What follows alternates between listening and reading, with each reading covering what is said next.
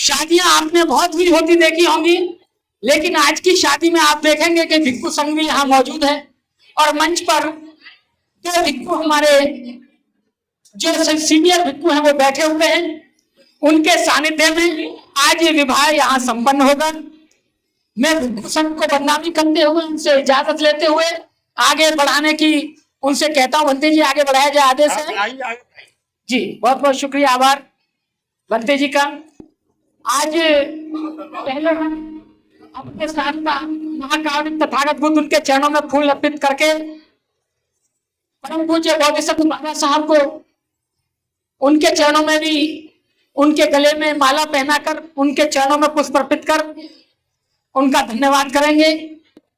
आप दोनों आएंगे, पहले आप दोनों आइए, खड़े होइए, आप भी खड़े हो जाइए। ये लीजिए,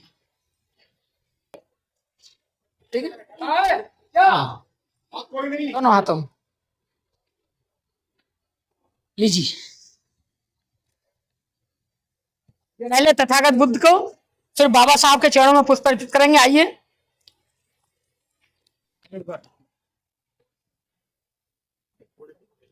इधर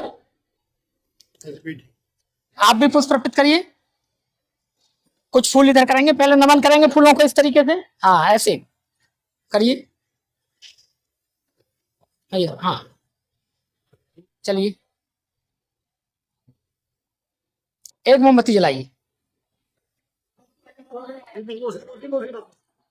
रख दो, ये रख दो, बस बस बस।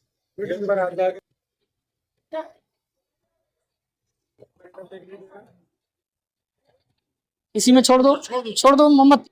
मन में आभार व्यक्त करेंगे कि हे शास्ता, हे बाबा साहब, आपने हमें ऐसे महान शास्ता दिए जिनका मार्ग बड़ा ही श्रेष्ठ जीवन के लिए हमें ले जाता है। मन में आभार व्यक्त करेंगे। पुष्प दीजिए, पुष्प लीजिए। हाँ, अब इनको भी दीजिए।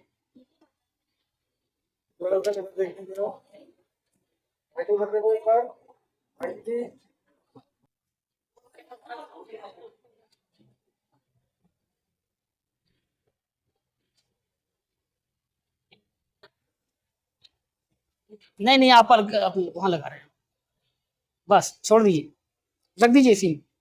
पुष्प लीजिए। उधर हाँ, चलिए। हाँ, बस लीजिए भैया, फोटो खींचते रहना इनका साथ के साथ बुद्ध का। बाबा साहब के प्रति कृतज्ञ प्रकट करेंगे मन में। बाबा साहब, बहुत बहुत शुक्रिया, आभार आपका। विवाह संस्कार से पहले हम त्रिशरण पंचशील ग्रहण करेंगे और त्रिशरण पंचशील ग्रहण करने के लिए हमारे बीच में भिक्खु संघ हैं। हम उनसे याचना करेंगे। 2 मिनट का टाइम मैं लूंगा और आपको एक घटना से लेकर चलूंगा। ये घटना है 4 दिसंबर 1956 की रात का वक्त था। 9 बजे 10 बजे के आसपास नानक चंद्र रत्तू अपने घर जाना चाहते थे करोल बाग, तो उन्होंने बाबा साहब से विदाई ली कि बाबा साहब मैं चल रहा हूं, लेकिन जाने से पहले 10 मिनट का काम है, मैं टाइप कर दूंगा। ये 4-5 लेकर आए हुए हैं, चिट्ठियां मेरे पास हैं, इनका जवाब आप मुझे लिख के बता दें। 4 दिसंबर की रात की यह घटना बता रहा हूं। उन्होंने 4 चिट्ठियां दी, जिनमें से एक चिट्ठी थी विष्णु कुमार कर्णक की। विष्णु कुमार कर्णक बंबई में एक अध्यापक थे। उनकी जीवन संगनी यानी जिससे शादी होने वाली थी मंगेतर, उनकी शादी होनी थी। उनकी शादी 8 दिसंबर की तय हुई थी। 8 दिसंबर को शादी होनी थी और विष्णु कुमार कर्णक की चिट्ठी थी। विष्णु कुमार कर्णक ने चिट्ठी लिखी थी। विष्णु कुमार कर्णक ने और उनकी मंगेतर ने जिससे शादी होने वाली थी 14 अक्टूबर 1956 को बाबा साहब से दीक्षा ली थी। दीक्षा लेने के बाद में फिर उन्होंने चिट्ठी लिखी बाबा साहब को। वो चिट्ठी बाबा साहब के पास पहुंची। 4 तारीख को नानक चंद्र रत्तू उसका जवाब लिखवा रहे हैं। चिट्ठी ये थी कि बाबा साहब, हमारी शादी होने वाली है 8 दिसंबर की हमारी शादी है, शायद 9 दिसंबर की। आपको इस शादी में आना है। हम बौद्ध हो गए हैं, अब हमें आप ये भी बताएं कि बौद्धों की शादी कैसे होती है, हम शादियां कैसे करें। तो बाबा साहब उसको बताते हैं नानक चंद रत्तू को, और नानक चंद रत्तू टाइप करते हैं। ये घटना नानक चंद रत्तू की किताब बाबा साहब के अनछुए पहलू से है। वो चिट्ठी मुझे पहले मिल गई, लेकिन इस चिट्ठी की घटना मुझे बाद में किताब में मिली। वो चिट्ठी भी मेरे पास है, उसमें बाबा साहब बताते हैं कि बौद्धों की शादी बड़े ही सरल होती है। उसमें होता क्या है, बाबा साहब लिखते हैं कि इसमें सप्तपदी नहीं होती है, हवन नहीं होता है, किसी भी तरह का आडंबर नहीं होता है। होता क्या है, बाबा साहब बता रहे हैं कि एक स्टूल पर तथागत बुद्ध की प्रतिमा रख लेनी चाहिए, एक लोटे में पानी रख लेना चाहिए, और सिंबल के तौर पर कुछ पीपल के पत्ते भी वहां रखने चाहिए। किसी एक के द्वारा त्रिशरण पंचशील ग्रहण कराना चाहिए। वो त्रिशरण पंचशील कोई भी ग्रहण करा सकता है। भिक्खु अगर हमारे साथ मौजूद है तो वो करा सकते हैं, अगर भिक्खु नहीं है तो कोई भी जिसको त्रिशरण पंचशील आता है, जो उसका हिंदी में अर्थ बता सके, उससे त्रिशरण पंचशील ले लेना चाहिए। और बाबा साहब कहते हैं कि शादी के इस मौके पर लड़की और लड़के को सफेद वस्त्र परिधान करने चाहिए। इतनी सा जवाब बाबा साहब ने चिट्ठी में लिखा। वो चिट्ठी इंटरनेट पे मेरे अकाउंट पर भी आपको मिल जाएगी, आप उसे पढ़ सकते हैं। वो चिट्ठी एक पत्रिका में भी छपी, वहीं से वो चिट्ठी मुझे प्राप्त हुई, और जैसे जैसे बाबा साहब ने बताई, आज वैसे ही यहाँ विवाह संपन्न होगा। मैं और हम सब मिलकर भिक्खु संघ से याचना करेंगे, भिक्खु संघ हमें त्रिशरण पंचशील देंगे। थोड़ा सा उसमें थोड़े से समय में भिक्खु संघ जो त्रिशरण पंचशील हमने लिया है हमारे जीवन के लिए कितने जरूरी है उसके बारे में बताएंगे। उसके बाद फिर इस विवाह पद्धति को आरंभ किया जाएगा।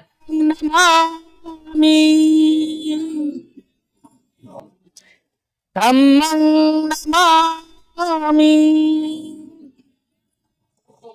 संघं नमामि, ओकासु अहं भन्ते त्रिशरणेन स पंचशीलं धम्मं याचामि अनुगहं कत्वा शीलं देतमे भन्ते।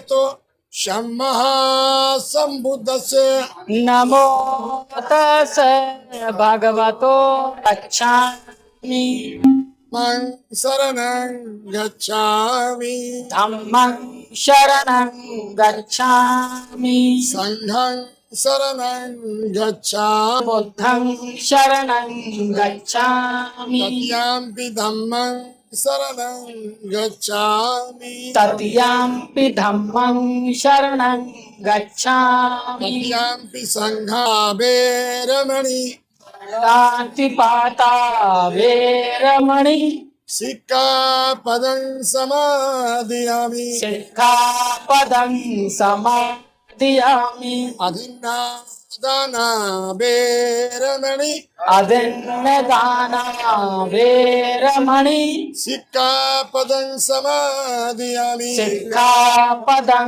समादयामि, कामेश्वर मद्यपमादिठाना वैरमणि, सुरामेर्य मज्जपमादठाना वेरमणि, सिक्खापदं समादयामि, सिक्खापदं नमामि, बुद्धं नमामि, धम्मं नमामि, साधु साधु साधु। मैं आपको पंचशील हमारे जीवन के लिए क्यों उपयोगी है इसके बारे में बताया। पंचशील हर व्यक्ति के लिए बहुत जरूरी है। जिन घरों में पंचशील का पालन नहीं होता है उन घरों में चुगलियां होती हैं, लड़ाई झगड़े होते हैं, गालियां मधुर मधुर आवाज आती हैं, गालियों की अच्छी अच्छी गालियों का जन्म होता है उन घर में। और जिन घर में पंचशील का पूर्णतः पालन होता है उस घर में लोग, पड़ोसी भी ये कहते हैं कि ये घर बहुत पवित्र है, हमने कभी इस घर में ऊंची आवाज में कोई बात नहीं सुनी, इस घर के लोग बड़े शीलवान हैं, इस घर के लोग बड़े सज्जन हैं, इस घर के लोग बड़े अच्छे हैं, नेक हैं।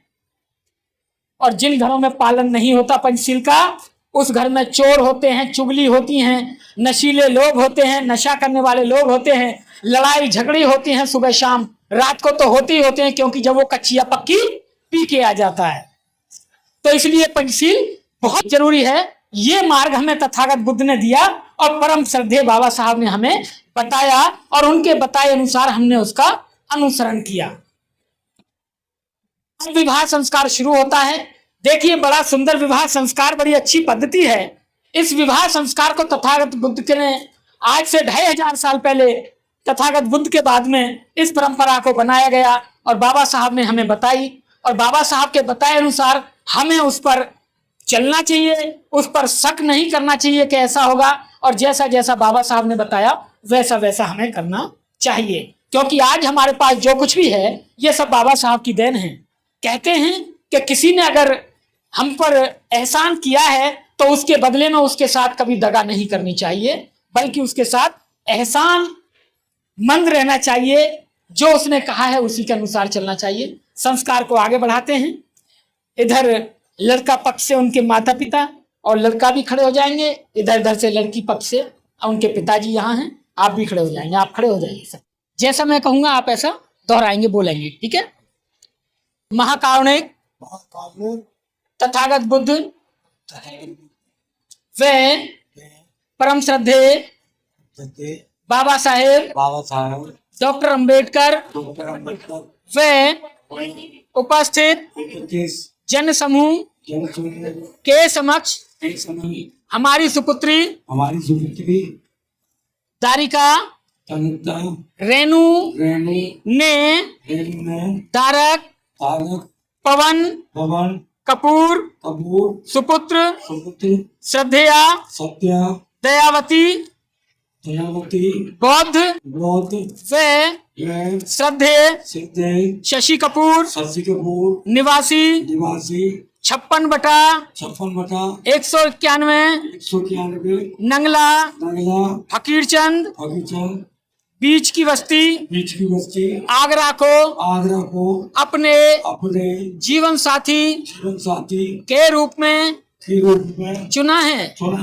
इनके इस निर्णय पर हम अपनी व परिवार की ओर से पूर्ण सहमति व्यक्त करते हैं।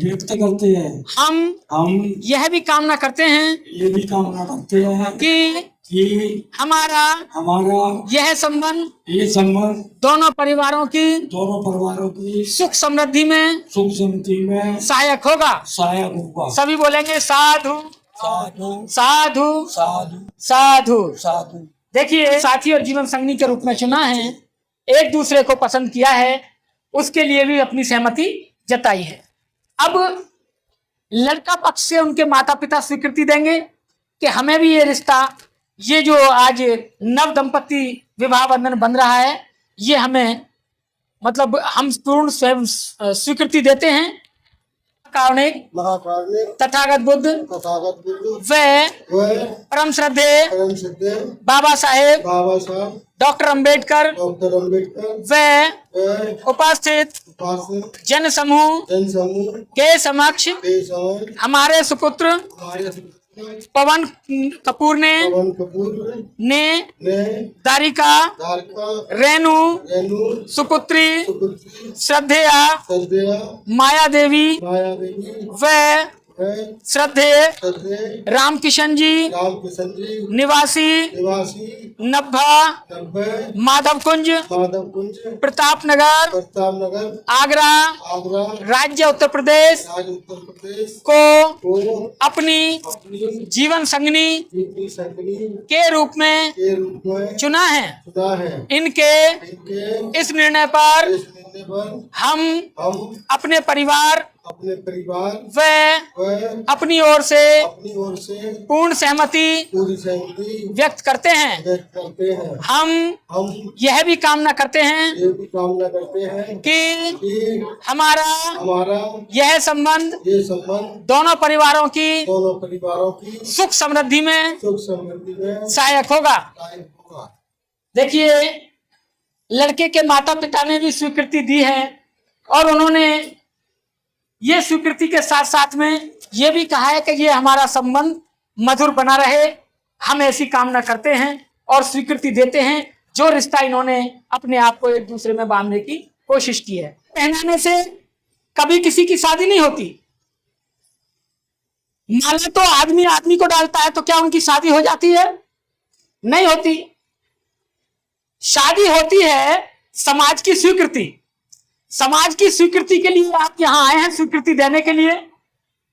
अब जब इन्होंने एक दूसरे को जीवन साथी और जीवन संगनी के रूप में चुना है, तो ये एक दूसरे का आभार व्यक्त करते हैं और आभार व्यक्त करने के लिए ये फूल देकर भी एक दूसरे का शुक्रिया अदा कर सकते हैं, फूलों का गुलदस्ता लेकर भी अभिवादन कर सकते हैं, माला पहना कर भी अभिवादन स्वीकृति कर सकते हैं।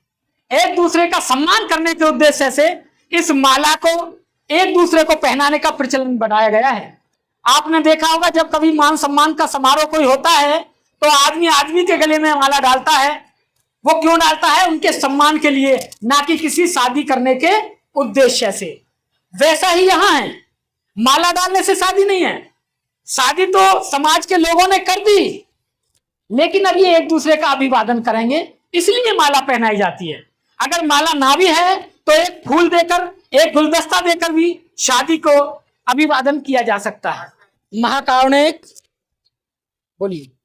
महाकारुणिक तथागत बुद्ध तथागत बुद्ध व परम श्रद्धेय ये बोलो बाबा साहेब डॉक्टर अंबेडकर डॉक्टर अम्बेडकर को साक्षी मानकर व उपस्थित जन समूह के समक्ष मैं आज तारक पवन कपूर सुपुत्र श्रद्धेया दयावती बौद्ध व श्रद्धेय शशि कपूर निवासी 56/191 नंगला फकीरचंद बीच की बस्ती आगरा राज्य उत्तर प्रदेश को अपने जीवन साथी के रूप में स्वीकार करती हूँ। देखिए, रेणु ने आप सभी के समक्ष तथागत बुद्ध और बाबा साहब के इस प्रतिमा को साक्षी मानकर आप लोगों के समक्ष पवन को अपने जीवन साथी के रूप में स्वीकार किया है, मन से, वचन से, कर्म से। और अब माला महाकारुणिक तथागत बुद्ध व परम पूज्य बाबा साहेब डॉक्टर अंबेडकर को साक्षी मानकर व उपस्थित जन समूह के समक्ष मैं आज तारिका रेणु सुपुत्री श्रद्धेया माया देवी व श्रद्धेय रामकिशन निवासी 90 माधव कुंज प्रताप नगर जिला आगरा राज्य उत्तर प्रदेश को अपनी जीवन संगनी के रूप में स्वीकार करता हूँ। पवन ने भी रेणु को अपनी जीवन संगनी के रूप में स्वीकार किया है। आपके समक्ष गवाह हैं, आप लोग गवाह है, ये भिक्खु संघ गवाह हैं, हम सब। अब ये एक दूसरे का माला डाल के अभिवादन करेंगे, एक दूसरे को अभिवादन करेंगे कि पवन, आपने मुझे जीवन संगनी चुना है, मैं आपका आभार व्यक्त करती हूँ और मैं आपको माला पहनाती हूँ। उधर पवन मन में कहेंगे कि रेणु, आपने मुझे अपना जीवन साथी चुना है, मैं आपका अभिवादन करता हूँ, मैं आपका अभिनंदन करता हूँ। इनको नमो तस्य भगवतो अरहतो सम्मा संबुद्धस्, नमो तस्य भगवतो अरहतो सम्मा संबुद्धस्, नमो तस्य भगवतो अरहतो सम्मा संबुद्धस्। अब आप डालिए नमो तस्य भगवतो अरहतो सम्मा संबुद्धस्, नमो तस्स भगवतो अरहतो सम्मा संबुद्धस्स। नमो तस्स भगवतो अरहतो सम्मा संबुद्धस्स। बेटे हैं, कल तक रेणु इनकी पुत्री थी, आज पत्रवधू के रूप में उस घर की बेटी हैं। अब इन दोनों को, दोनों परिवारों को साथ लेकर चलना है। ये समय ऐसा होता है जहां दोनों परिवारों को बड़ी सोच समझ के दोनों को एक समानता बनाकर चलना होता है। अब ये दोनों मिलकर वे परम श्रद्धेय बाबा साहेब डॉक्टर अंबेडकर को साक्षी मानकर वे उपस्थित जन समूह के समक्ष हम यह संकल्प लेते हैं कि हम दोनों एक दूसरे का सम्मान करेंगे। ये कैसे बोलेंगे? नहीं करेंगे, नहीं क्या सम्मान? तेज बोलिए। सम्मान करेंगे। एक दूसरे का सम्मान करेंगे। किसी भी परिस्थिति में एक दूसरे का अपमान नहीं करेंगे और ना ही किसी के द्वारा अपमानित होने देंगे। सभी बोलेंगे साधु साधु साधु। हम दूसरा संकल्प लेते हैं। हम दूसरा संकल्प लेते हैं कि हम जो भी सम्यक आजीविका से धन कमाएंगे उसका उपयोग एक दूसरे की सहमति से करेंगे। किसी भी परिस्थिति में एक दूसरे को विश्वास में लिए बिना धन खर्च नहीं करेंगे और ना ही धन का अपव्यय करेंगे। सभी बोलेंगे साधु साधु साधु। हम तीसरा संकल्प लेते हैं। तीसरा संकल्प लेते हैं कि हम प्राणी हिंसा से दूर रहेंगे, चोरी नहीं करेंगे, व्यभिचार नहीं करेंगे, चुगली नहीं करेंगे, किसी भी प्रकार का नशा नहीं करेंगे, अर्थात जीवन भर पंचशील का पर्यंत पालन करेंगे। सभी बोलेंगे साधु साधु साधु। हम चौथा संकल्प लेते हैं कि परम श्रद्धेय बाबा साहेब डॉक्टर अंबेडकर द्वारा दिए गए अधिकारों का सदुपयोग करते हुए अपने पारिवारिक, सामाजिक व राष्ट्र के प्रति दायित्व का निर्वाह ईमानदारी व पूर्ण निष्ठा से करेंगे। सभी बोलेंगे साधु साधु साधु। हम पांचवा संकल्प लेते हैं कि आज हमने महाकारुणिक तथागत बुद्ध के धम्म की शरण ग्रहण की है। हम जीवन पर्यंत करुणा, मैत्री, बंधुता, स्वतंत्रता व न्याय के सिद्धांत का पालन करते हुए मध्यम मार्ग का अनुसरण करते हुए अच्छे व सच्चे बौद्ध बनकर धम्म का आचरण करेंगे। सभी बोलेंगे साधु साधु साधु। देखिए इन्होंने 5-5 संकल्प लिए, 5-5 संकल्प लिए। अब क्या जीवन में कभी लड़ाई लड़ सकते हैं, झगड़ा कर सकते हैं? कभी नहीं कर सकते, क्योंकि इन्होंने सबके सामने कहा है कि ना अपमान करेंगे ना ही किसी के द्वारा करने देंगे। दोनों ने कहा है। इन्होंने कहा है कि हम धन भी खर्च ऐसे ही नहीं करेंगे, एक दूसरे से पूछ के करेंगे, सहमति लेके करेंगे।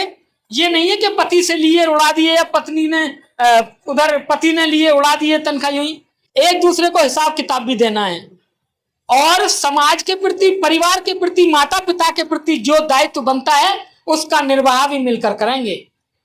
इन्होंने ये भी कहा है कि हम चोरी नहीं करेंगे, चुगली नहीं करेंगे, झूठ नहीं बोलेंगे, किसी भी प्रकार का नशा नहीं करेंगे। इन्होंने ये भी कहा है कि हम इस राष्ट्र के प्रति सामाजिक स्वतंत्रता जो संविधान में हमें अधिकार दिए हैं, जो समाज के प्रति, परिवार के प्रति, बौद्ध भिक्षु हमारे संघ के प्रति और जो रिश्तेदार हैं उनके प्रति हम एक अच्छे इंसान बनकर पूरे जीवन उसका पालन करेंगे, इस देश के एक बहुत अच्छे नागरिक बनेंगे। इस तरीके से ये कभी जीवन में ऊंची बात में भी बात नहीं कर सकते, लड़ाई झगड़े की दूर की बात। इस तरीके से शादियां होती हैं। अब शादी विवाह यहां संपन्न होता है। इनके जीवन के लिए, जो इनका जीवन अच्छा चलता रहे, भिक्षु संघ हमारे बीच में है। पूरा भिक्षु संघ इनके लिए अष्टमंगल गाथा का पाठन करेगा। अष्टमंगल गाथा, तथागत बुद्ध के जीवन में 8 बार इतना बुरा समय आया कि उन पर गलत इल्जाम भी लगे, उन्हें मारने की भी कोशिश की गई। एक बार नहीं, कई बार उन्हें हाथी के सामने छोड़ा गया, हाथी को शराब पिलाकर उन पर ऊपर से पत्थर फेंकने की कोशिश की गई, अंगुलीमाल डाकू के बीच में छोड़ा गया। लेकिन उन्होंने अपने जीवन के संयम, अपनी बुद्धि से इन 8 बुरे समय पर विजय प्राप्त की। उसी मंगल भावना से ये भिक्षु संघ इनके अच्छे जीवन के लिए अष्टमंगल गाथा का पाठन करेंगे। मैं चाहूंगा कि भिक्षु संघ खड़े होकर यहाँ पूरा और इनके ऊपर यही कर देंगे। चलिए ठीक है, हैं? मैंने सबके लिए कहा कि यहाँ जय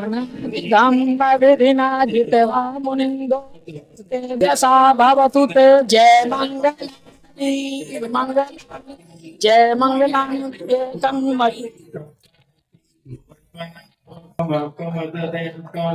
दंत विधिना जित बुद्ध तं तेजसा भवतु ते जय मंगलानी जय मंगलानी जय मंगलानी गजवरं अत्यंत भूतं भाविज्ञ चक्र मनसीव सुदारुणन्तं मेतंबुसेक विधिना चितवमुद्धो तं तेजसा भवतु ते जय मंगलानी जय मंगलानी जय मंगलानिरत्वारुणन्तं भवन्ति जनपथ अंगुलीमालवन्तं तीव्र संखत विभोजितवामुनिन्दो तं तेजसा भवतु ते जय मंगलानी जय मंगलानी जय मंगलानी उदरंग दुर्गवचनं जनका मज्जे संते सोम विधिना तवमुनिन्दो तं तेजसा भवतु ते जय मंगलानी जय मंगल जय मंगलानी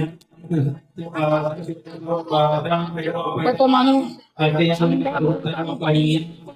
जलितो जितवमुनिन्दो तं तेजसा भवतु ते मंगलानी जय मंगलानी नंदो नंद भुजंग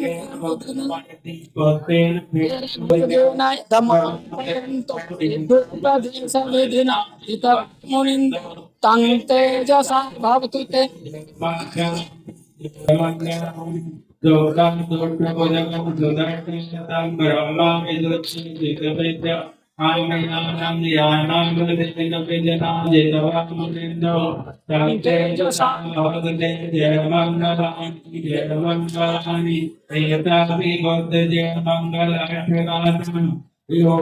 गोविंदने सरति मदन्तो हेतवान देक विविधानि चोपद्यवानि मोक्षं सुखमतिगनरो समञ्जो साधु साधु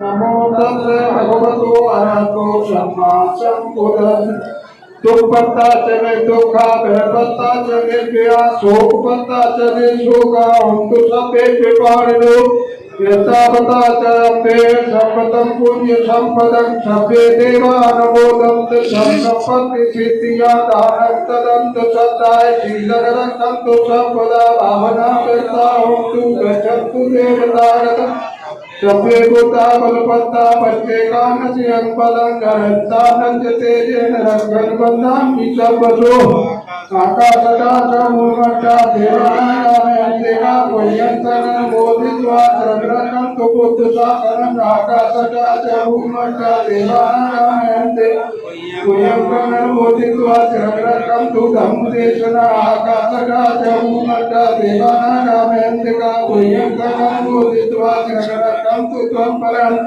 सभीतियो विवर्जन्तु सर्वरोगो विनाशतो माते भवन्तु अन्तरायो सुखीतिरायको भवतु सर्वमङ्गलं रक्षन्तु सर्वदेवता सर्वभूतानुभावेन सदा सोऽस्ति भवन्तु ते भवतु सर्वमङ्गलं रक्षन्तु सर्वदेवता सर्वधर्मानुभावेन सदा सोऽस्ति भवन्तु ते भवतु सर्वमङ्गलं रक्षन्तु सर्वदेवता सर्वसङ्घानुभावेन सदा सोऽस्ति भवन्तु ते। साधु साधु साधु।